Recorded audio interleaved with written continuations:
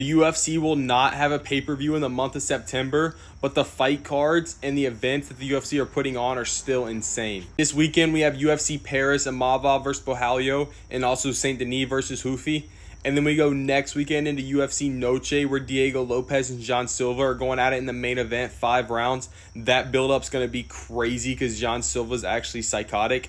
And then that same night, it's Canelo versus Crawford in one of the biggest boxing fights in recent memory. And we have a week off, and we go straight back to UFC at Perth in Australia, where Carlos Ulberg and Dominic Reyes are going at it in the main event.